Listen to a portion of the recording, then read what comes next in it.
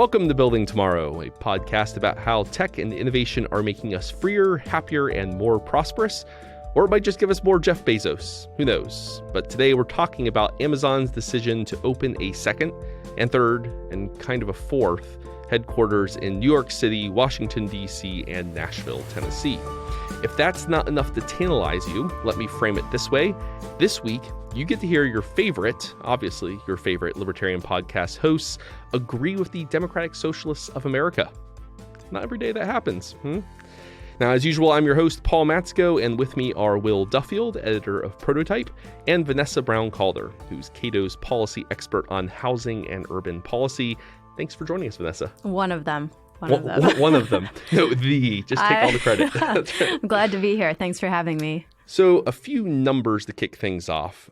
So we can't just assume that everyone knows, around here you say HQ2 and people automatically know you're talking about Amazon. And it's a topic of conversation in DC circles. What this is, though, Amazon, which is based in Seattle, announced the decision at least a year ago that it was going to open a second headquarters in some other city. It was going to bring 50,000 jobs, $5 billion in construction spending, and it launched a competition among cities for that privilege, that benefit. They had some, I don't remember all the criteria off the top of my head. You had to be a city of a certain size. I think it was more 1 million. Than a million, that sounds right. Had to be close to universities and airports and highways. At the end of the day, though, I think it was more than 200 cities entered bids, which I have to guess it'd probably be easier to list the cities that didn't enter a bid rather than all the ones who did. Yeah. And the idea was that this HQ2 would be transformational, that Amazon might drop into a place in dire need of economic development, somewhere other than the sort of coastal hubs which have profited from the tech revolution and help to lift their boats as well. So that was the expectation many cities had upon entering bids and turning over reams of information about their towns to Amazon. And some of those bids were quite, you can understand then why there was a development firm in Tucson, Arizona, sent Amazon as part of its bid a 21-foot tall cactus. A lot of peacocking. A lot of peacocking. Yeah. You have to think it wasn't that wasn't all that serious of a bid, but it got them press coverage. Yeah. Right. But Amazon ended up narrowing that list down to about 20 cities. Major cities you've heard of: Philadelphia, Atlanta, Austin, which some of the handicappers before the announcement, those three were consistently kind of at the top.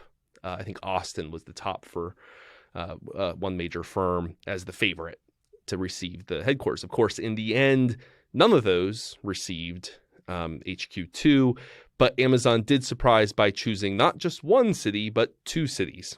So they've already kind of welched a little bit on the idea of we'll drop in with $5 billion in construction costs and 50,000 jobs. Actually, half that. Two of you will get that privilege. Then they also tacked on the lesser noticed. They're putting one in New York City or on Long Island City, one in here just Queens. In Queens, yeah, just across the river from Manhattan, right? Yeah. One here, I guess it's not technically DC, it's Crystal City or soon to be National Landing. Yes. In Northern Virginia. A rebranding campaign there. JBG and Amazon, I suppose, along with Arlington County, have come up with this national landing designation to include both Crystal City, an old sort of brutalist-built business district in Northern Virginia, named actually after a large crystal chandelier in one of its first hotels, and Pentagon City, a both suburban neighborhood and the area that contains the Pentagon into one cohesive area they're calling National Landing. Now, have you seen this chandelier? It's got to be quite the chandelier. If it's... I think I've seen photos of it. Yeah. It doesn't look like all that much, but if all you've got otherwise is big faceless concrete buildings, you've got to fall back on that chandelier. Something better than that. Well, from what I hear, there's not actually limits to the neighborhood, which will be encompassed by National Landing. So it sounds that it's actually going to be both Arlington and also Alexandria. So a spill over there as well. And that seems to be true if you look at kind of the maps of where the Amazon buildings are going to go, which they released. And you guys are both Arlingtonians? Alexandrian in but yes. Pentagon City. I mean, I spend time in Arlington every day. All of my advertisements on the subway are for defense articles. I'm not the potential customer. The government is, and that sort of emblemizes where I live. Are people chattering on the train about the coming of HQ2? I mean, like, what's the buzz on that side of the river? I mean, I know there's the DC take, which is, I think, most people working at I would say nonprofits, but in the defense industry, working for the government, are generally bullish on the prospect because it means more money here, right, for the DC. Yeah, it's perfect because octopus. it's across the river, so you don't actually have to deal with any of the kind of like congestion issues or anything else, right? But at the same time, you get the benefits of having Amazon close by, and maybe you can even work there. And I mean, more opportunities there. I don't know. I'm not sure that I've seen any polling done on Northern Virginians and their views, but I have had a couple of encounters with Lyft or Uber drivers where they've told me that they're very distressed about the coming destruction of Alexandria and Arlington. So, yeah, so that seems to be the word on the street that I've heard. It's not a scientific poll. No. We're going to hold you to that now. That is the majority opinion of Alexandria. I'm as a renter, I'm a little bit nervous. I'll say that. I expect my current good terms to come to an end. And you do see a lot of expectant renovation in already. Wow. Well, it's somewhat of an acceleration of what's already been going on. On the other side of 23rd Street from Crystal City, you've got the sort of big tower block corporate buildings, and then a smattering of smaller, more family-run or local restaurants, diners, that sort of thing. And that crowd seems pretty excited about it, actually. The idea being that, as many sweet greens as are put in by JBG, at some point the Amazon employees are going to want to leave the reservation and see something exciting. One gay bar owner saying, I don't think JBG will put in a gay bar for Amazon employees over on the Strip, so I expect to do quite well. So there's opportunity there. And I suppose this intersects with the standard debates over like gentrification, and which is a big deal here in DC as development squeezes out minority communities that have been there for decades, and the H Street corridor, even in maybe to a lesser extent Northern Virginia, which has been gentrified a long time ago, much of it. So it intersects with other pre-existing conversations. I do know the local chapter of the DSA, Democratic Socialists of America, have come out condemning HQ2 in Crystal City or National Landing. Yeah, so I think that some of that, maybe we'll get into this a little bit later in the podcast as well, but I think some of it can be certainly prevented. So Will mentioned that he has some concerns as a renter, and I think that he should, unfortunately, hold those concerns as a renter in Arlington area. The reality is Arlington has actually built a little bit better. At least this Crystal City kind of like National Landing area is more dense than surrounding areas, but there's a lot of single-family home zoning in this area. Will's probably very familiar with that, and certainly that's true in Alexandria as well. And those things really have to change in order to allow for the growth so that this isn't a gentrification situation. I mean, you've seen like in San Francisco, for instance, that when the tech boom happened there, that there was a lot of immigration out of the city, and it was immigration of working class types of people, of minorities, just in droves. And so the demographic in San Francisco has gotten a lot more homogenous over time, which I think should probably concern people a little bit because gentrification has definitely happened, and it's not happened because it absolutely had to. That's the key piece here, is that really cities do need to proactively relook at their regulatory policies, and there's so many places where there's room for improvement.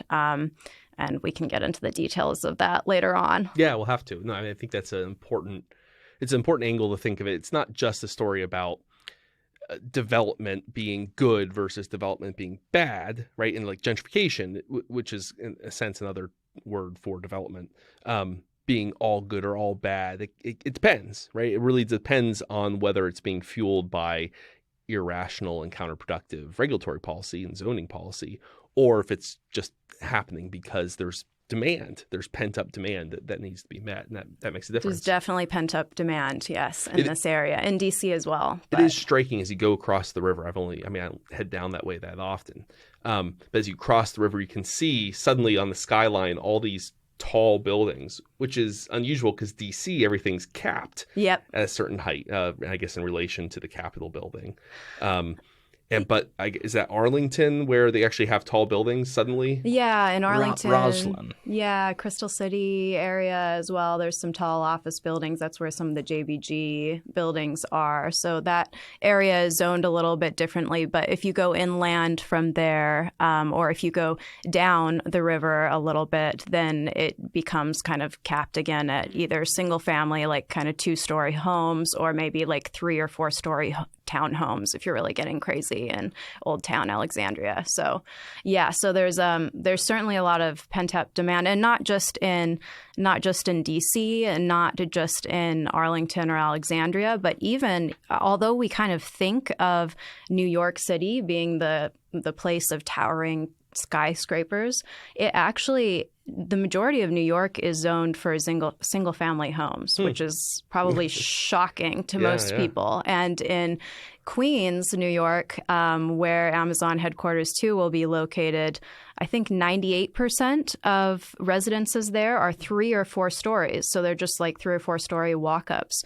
So, and that's not because that's what they would be. That's because what they're zoned to be. So I think a lot of times we kind of undersell the effect that these regulations have on just the urban landscape that we come into contact with every day. They really do determine the urban landscape, and as a result, they determine housing prices when you can't, when you don't have demand meeting supply. So it's striking when you go to like San Francisco and you see you have these luxury. I mean, they're again not very tall. They'll be like 2-story single family housing, maybe 3-story walk up. The town's littered with these cute, brightly painted single family homes that cost millions of dollars each. And then, so you have 2 communities that actually live in San Francisco. It's the very, very wealthy, a lot of whom are in Silicon Valley tech jobs. And then you have essentially the indigent population. You have homeless people. That's all who can afford to live in San Francisco. You crowded out the middle classes and the working classes, and they all have to go live in Oakland. Even increasingly Oakland is becoming inaffordable because of zoning. Yeah. And so bad zoning policy really makes a difference in these communities. Yeah, Will? So another big determinant of where people choose to live, and one that is likely to be impacted by these new headquarters, is transportation policy. How people are getting to where they work, be it Amazon or somewhere else. And how much of a role did that play in bringing Amazon to these 2 locations? Was there a perception that from a transport policy standpoint, these metropolitan areas could better handle Amazon? And is that a true one? Well, I think it's a big plus to have the airport as close. You have Reagan National, right? That's kind of adjacent. Apparently, there's going to be a sky bridge now to connect Reagan National somehow with National Landing. Nice. That should be interesting. And then you have LaGuardia, which is close to the site in New York City. And there's economic research that suggests that is actually one of the main considerations that companies have when they're relocating their headquarters is where is there easy access to an airport. And so it seems like, at least from the airline standpoint, that is probably a plus. It's also, They're both close to, I think, National Landing wouldn't be that far from the, what is it? Metro line. Metro line, but also the Ring Interstate. Yep. Whatever, 85, 385, 285, whatever the Beltway is around. I don't drive DC. very much, so you're going to have to look it up myself. fill in for me here. Yeah. So they're close to rail, they're close to or subway, they're close to airports, they're close to roads. They're also, this is my favorite counter theory, is that they're both locations are within 7 miles of one of Jeff Bezos's houses. Yes. So already owned homes. That matters. Yes. You can't discount that. Yeah. Yes. And particularly thinking about this newer generation of much more founder-driven firms. The head of the board or a CEO of, somewhere like Vanguard or JP Morgan, that's not going to have the same impact as Amazon with regard to Jeff Bezos or Mark Zuckerberg at Facebook. Yeah, no, I think that's right. There's research as well that presents this as one theory that explains why firms locate where they do, and it's just simply where does their CEO want to live. So that seems to be in play a little bit here, which makes you then wonder, well, then why did they need to give away these incentives, right? Or why to Amazon? Why not literally entice Jeff Bezos to come and live somewhere? Offer him free gardening and whatever else. Well, you pushed us onto the question of incentives here, and I think that's a nice transition. It would be one thing if this is a conversation just driven by what they chose these places. It's going to benefit the places in theory with jobs and with more tax revenue. It was a revenue neutral kind of conversation, but it's not. They, in both cases, both DC and New York, offered very large quantities of tax credits, of cash grants, of various kinds of rebates. I think the total I saw for New York City was about $3 billion over the next decade, a little more than $500 million for the DC National Landing. In Nashville, their little outpost is going to get $140 million. So these are large sums of money we're talking about, even if they are horizoned over the next decade, 10, 15 years.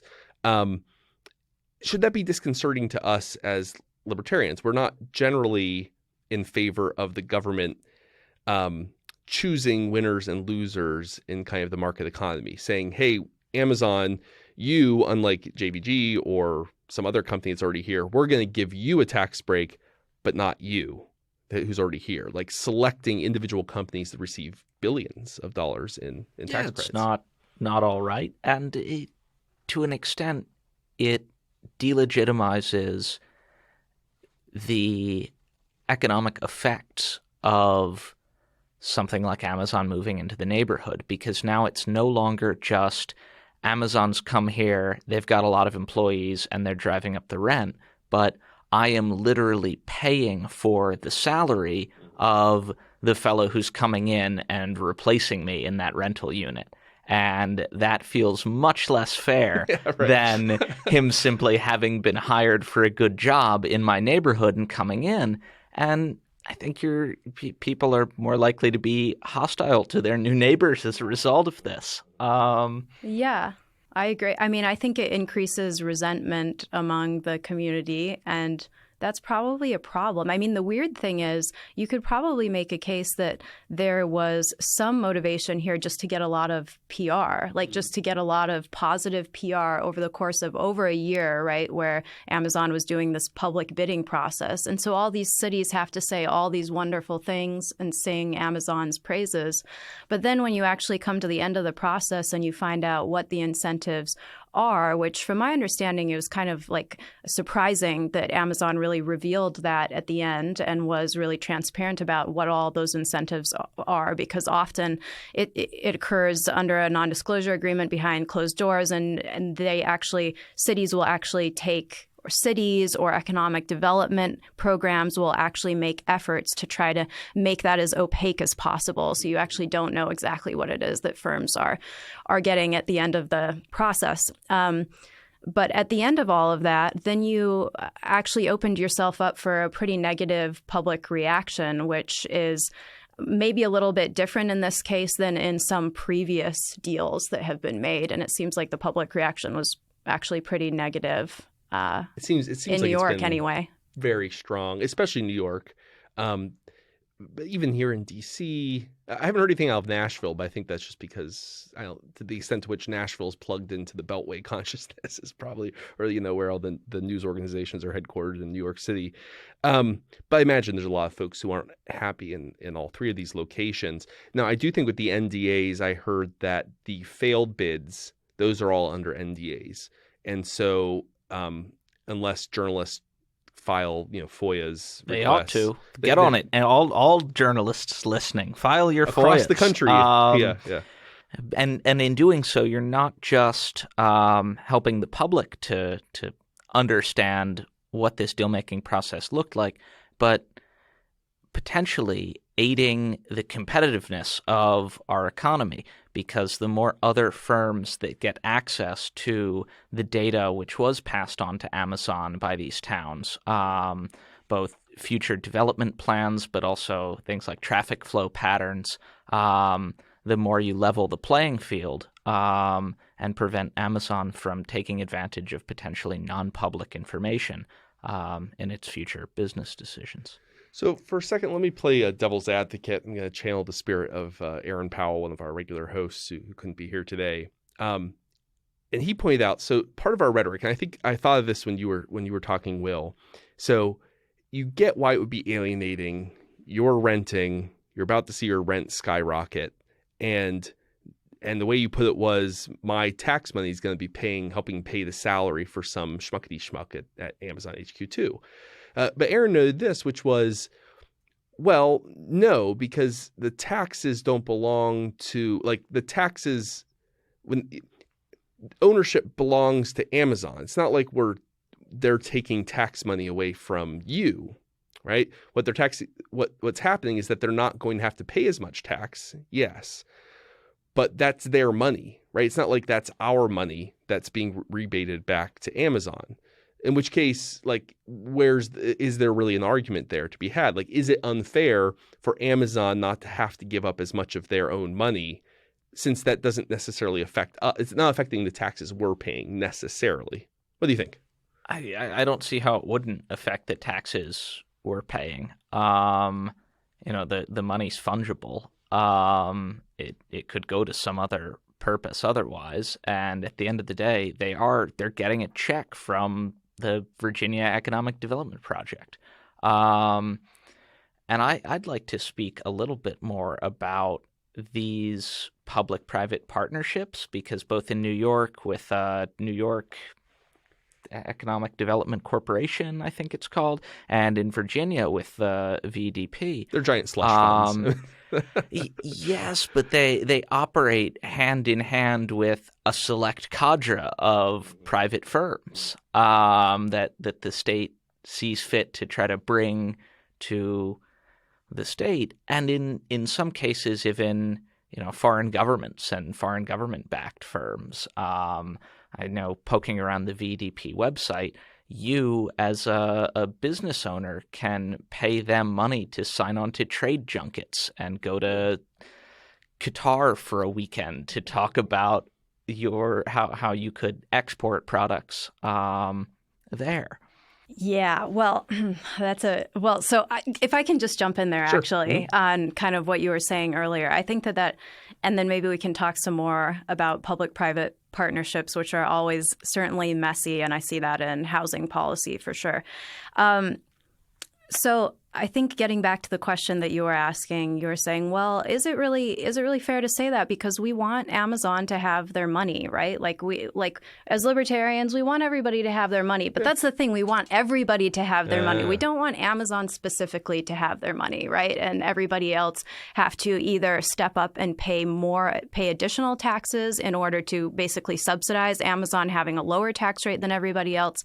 The Mercatus Institute did some work where they looked at what the average state subsidy to Amazon was and what it could pay for in terms of sort of how you could lower corporate income taxes across the state. And they found that for the average state subsidy, you could lower Virginia's corporate income taxes by 45% across the board. So that seems like something where, I mean, the reality is that we are making trade-offs, right? And I think one of the interesting findings, there's a guy at UT Austin, Nate Jensen, he's a professor there.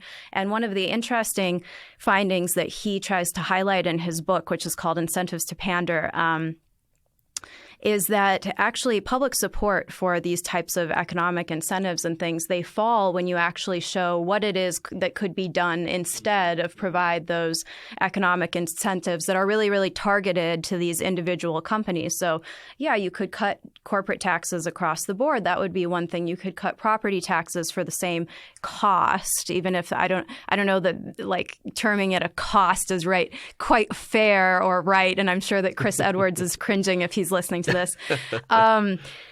Or you could do other things, right? Like you could increase education spending or something. That's not something that I at the Cato Institute would say that we should do through public mechanisms. But I'm saying there are other choices that could be made, and that those choices to just target one company, they really do have consequences, right? Like overall, I would expect that down the road, the costs with having Amazon locate in Crystal City or Alexandria are going to increase, like the public service costs there will increase because you have more people. They need more things.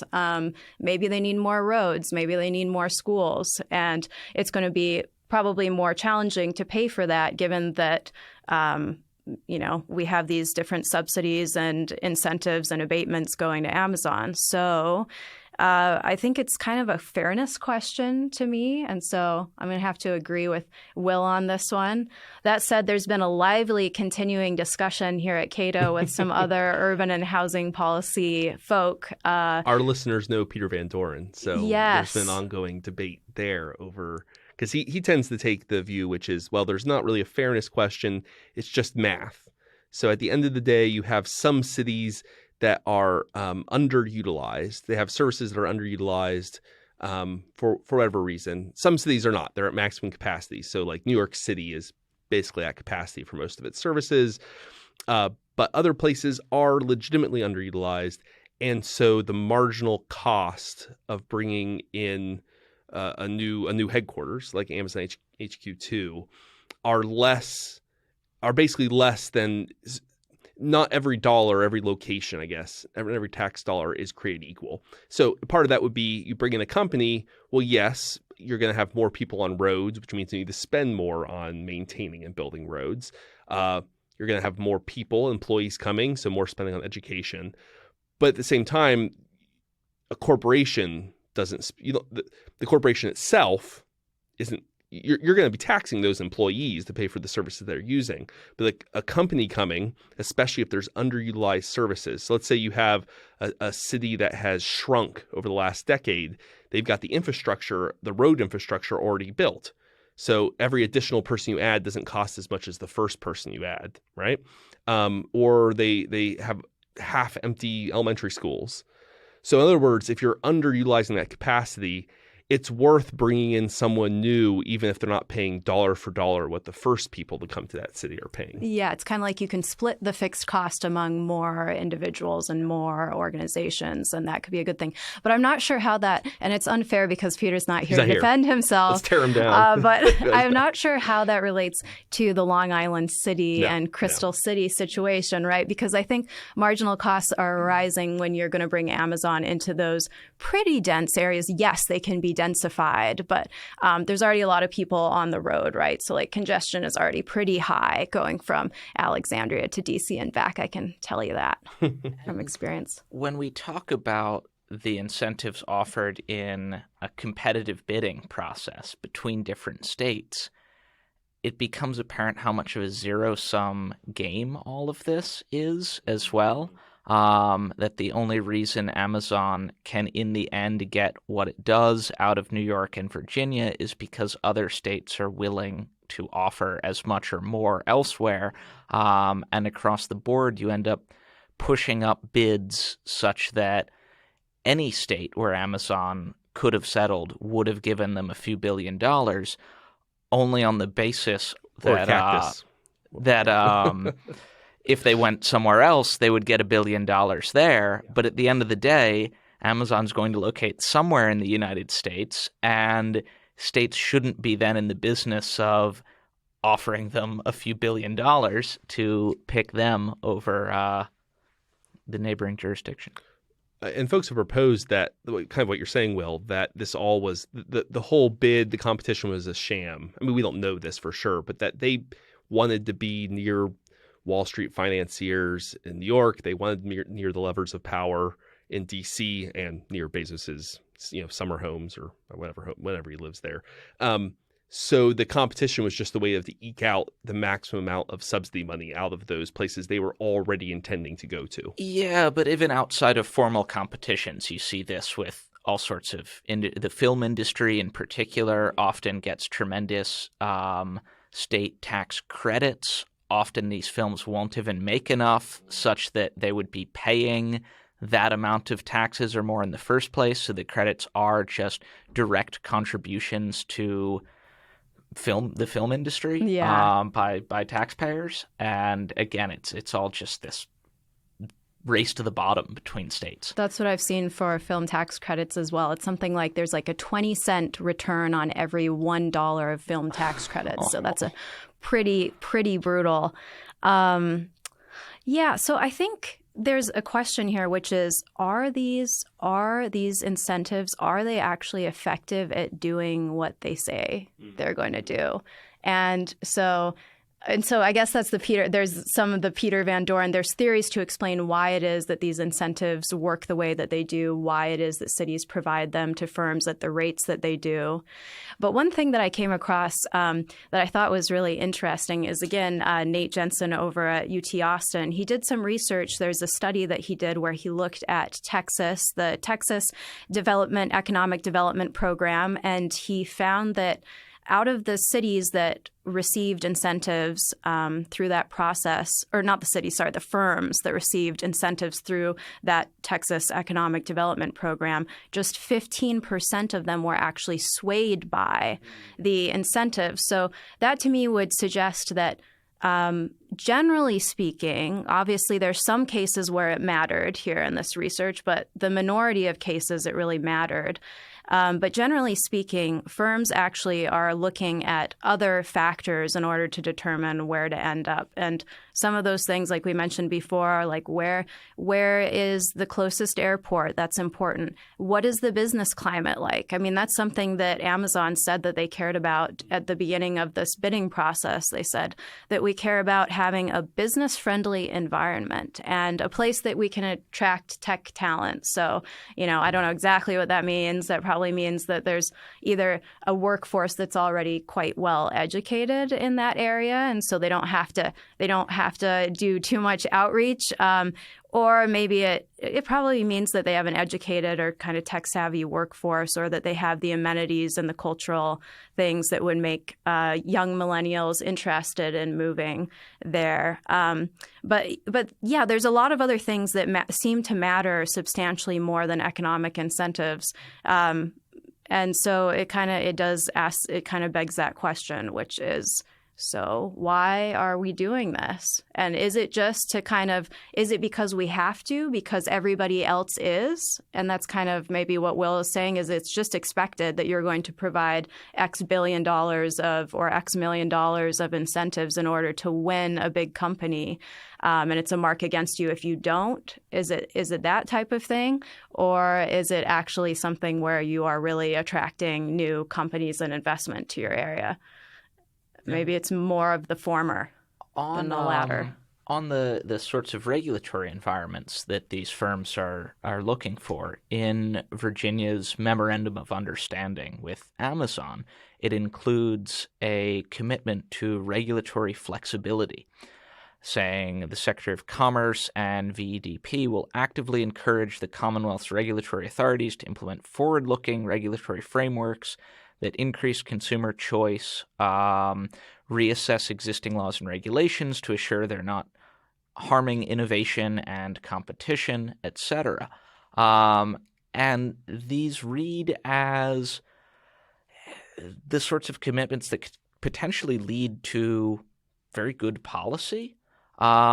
But at the same time, given that they appear in a memorandum of understanding between the state and Amazon specifically, that they could be realized in a fashion that benefits Amazon more than anyone else, or potentially even to the detriment of someone else. So I don't know if there's any data on this, any research as to whether this has positive spillover effects or just looks like firm-specific cronyism.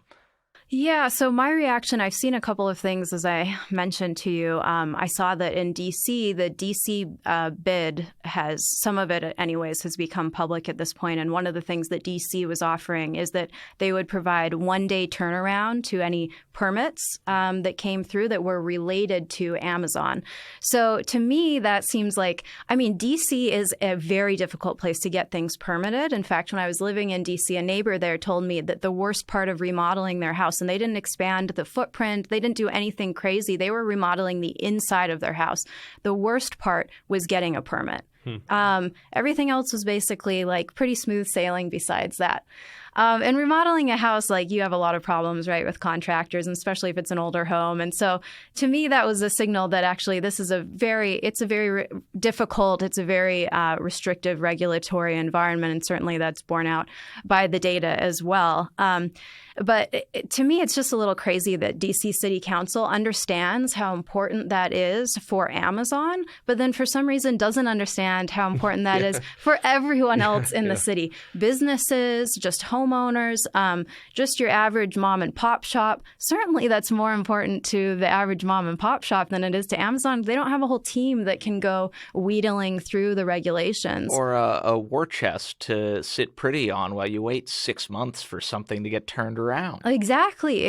You know, there's some environmental regulations that are city specific in New York, and they estimate that so this is not just a DC problem. It's not just like a Northern Virginia problem. Alexandria has massive issues with permitting as well. But in New York, they have environmental rules that require that any discretionary, any property development that requires basically discretionary overview is required to go through this environmental assessment process. And that costs, I mean, it's 6 months is the average turnaround on that. It takes 6 months to do, and costs between $100,000 and $2.5 million for the average project.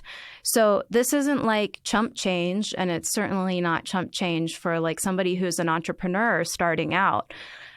So to me, that's actually one of the, I mean, you've kind of like hit on obviously a hot button for me, which is, this is something that I have tried to talk about a lot, which is that we need permitting reform. We need to streamline the permitting process in Northern Virginia and D.C. and basically in most densely populated coastal areas. This is a real problem. And it seems that there's actually the ability to do this for the right person or for the right company. And that's a little crazy. But to roll that out for only one individual company, I mean, we have a term for what that is. When you say we're going to give one specific firm, one industry interest is going to get special access to the regulators and get more of an ear than any other firm.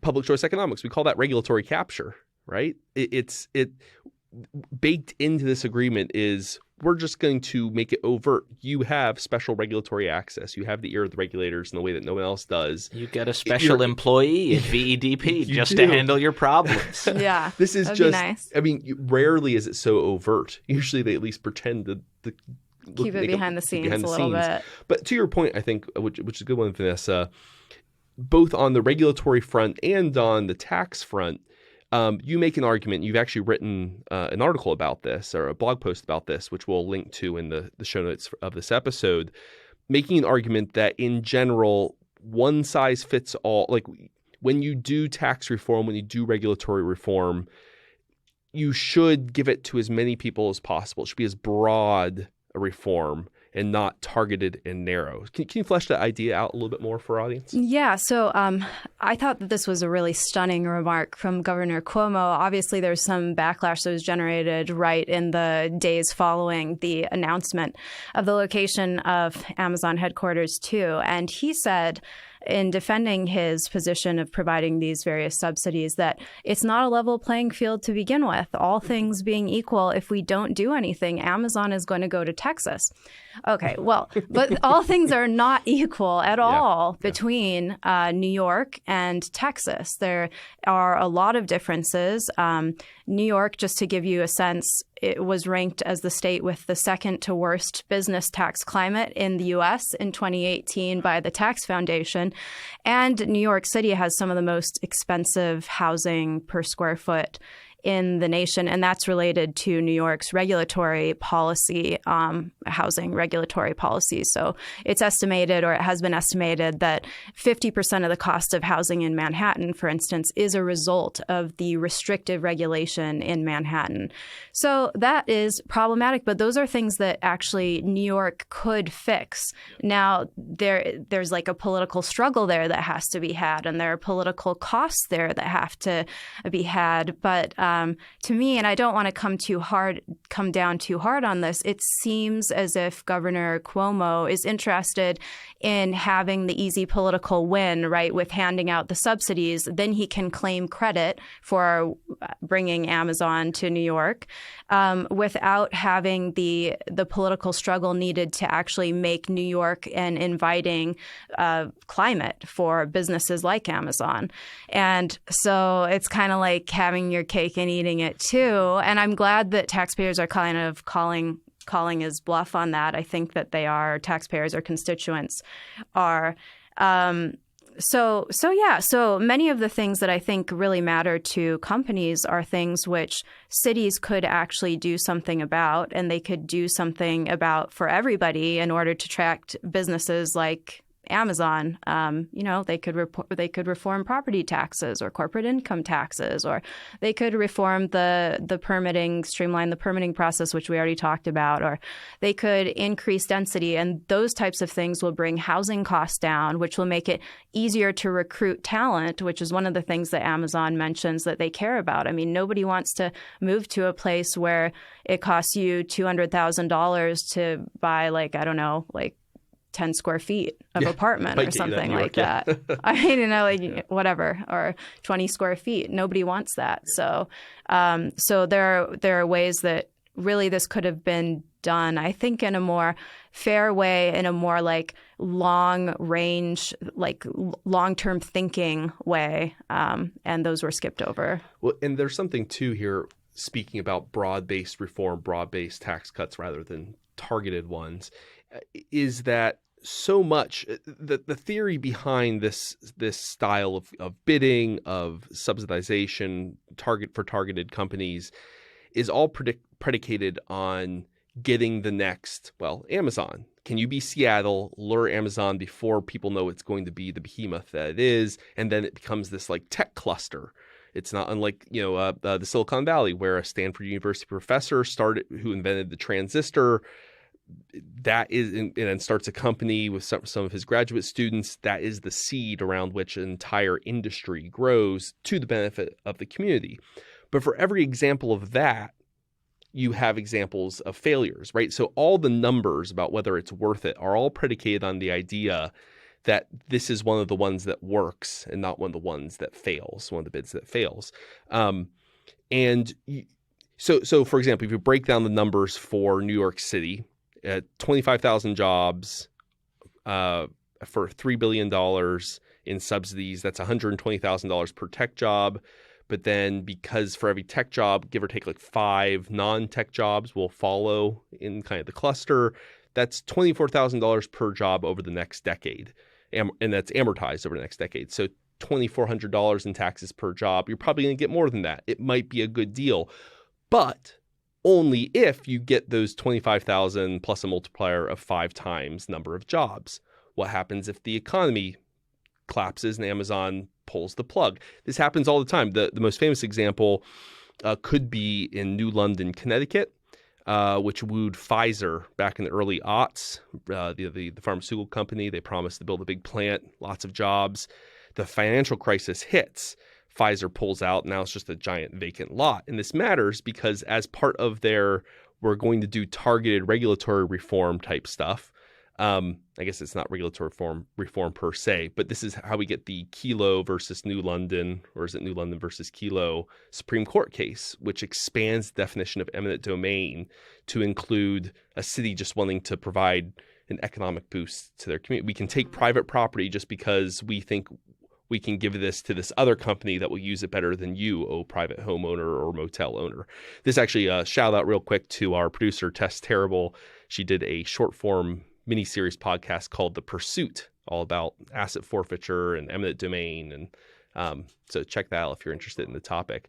But again, all these numbers are all reliant on the best case scenario. And it might work. It might work. Maybe you'll get lucky. You will get the next Amazon. You'll get the next Silicon Valley. But most of the time it doesn't. That's money just thrown down a hole. That's a lot of, I don't think that always goes into the cost-benefit analysis. Usually politicians have an interest in selling the rosiest possible picture because it's good for getting votes. And when we see successful hubs, the clustering effect in action, it's generally the next generation of firms, the people who meet as a result of this proximity, which is enhanced by things like cheaper housing, that really drive that wealth and success. It's not managing to grab one big anchor firm that just lives in your community and does everything.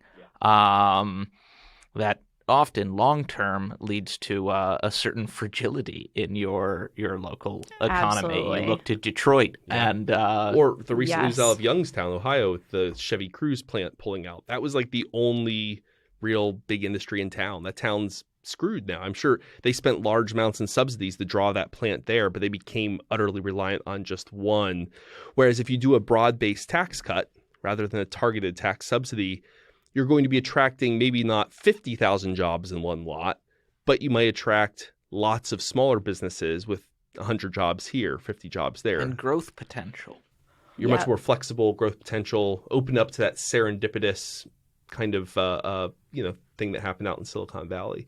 It seems like a much more rational way of proceeding. That is the correct view, which is that if you want a healthy, thriving city, then you have to have a lot of kind of organically grown small businesses. You don't want one dominant industry. You don't want a dominant business, right? So healthy cities have lots of different types of businesses. And yes, and organically things happen, like you have these agglomeration effects where all of a sudden in Cambridge, you have all of the different kind of like health biotech companies just naturally end up locating there. And that's great. And it's a real strength for Cambridge and Boston area. But you don't like plan that.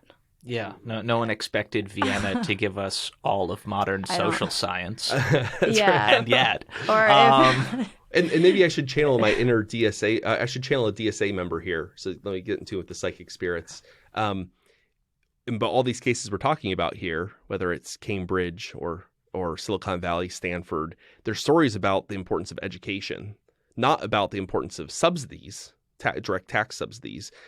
There was universities with bright, motivated, young, educated folks who had crazy ideas that no one could have predicted. The transistor, the biotech, and again, there was this. None of that was planned. It was organic. It was disorganized, and out of that kind of natural process of organization, you get these great effects for the communities, right? Yeah. Because of that. But you can't plan that. You can't. If you try to do it, you often mess it up. That's kind of what Ed Glazer says in Triumph of the City, is something like that, which is that if you want to have a strong city, one kind of predictor of that is if you have just a well-educated workforce. So that will lead you to have development in these different industries, and you'll have a thriving city as a result of it. So you shouldn't be investing in a particular project or particular company necessarily. You should be investing in people. If you ever invest in anything, you should invest in people. So that's great. And I think with that, we'll come to a close here today. Thank you, Vanessa, for coming on. Thank you. Thank you, Will. And until next week, be well. Building Tomorrow is produced by Tess Terrible. If you enjoy our show, please rate, review, and subscribe to us on iTunes or wherever you get your podcasts. To learn about Building Tomorrow or to discover other great podcasts, visit us on the web at libertarianism.org.